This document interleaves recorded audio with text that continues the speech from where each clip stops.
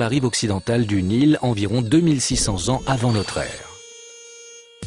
La plus ancienne est la pyramide à degrés située à Saqqara, probablement l'un des plus vieux édifices en pierre de la planète. D'une hauteur de 62 mètres à sa construction, elle marque un tournant dans l'histoire de l'architecture. Elle ne possédait pas de face lisse, mais s'élevait par degrés ou marches.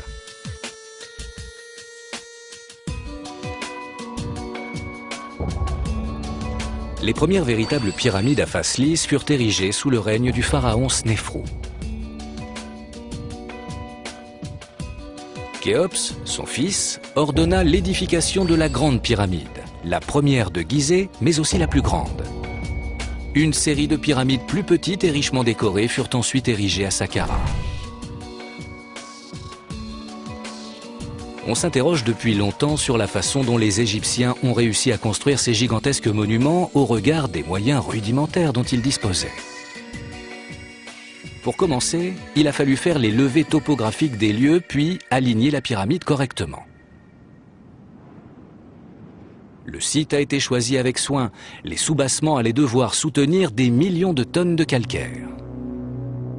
Puis, les architectes ont dû tracer les lignes de l'édifice pour que les quatre côtés s'alignent sur les points cardinaux, nord, sud, est et ouest.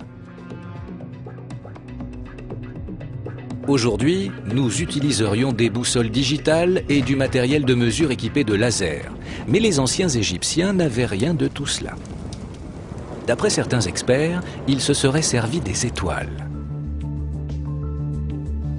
En repérant les points précis où se lève et se couche l'étoile polaire, il est possible de trouver le nord. Pour commencer, les architectes érigèrent un mur en demi-cercle en guise de ligne d'horizon. Sur ce mur, ils pouvaient ainsi marquer les points où se levait et se couchait l'étoile polaire. La ligne située entre ces deux points leur indiquait le nord avec précision.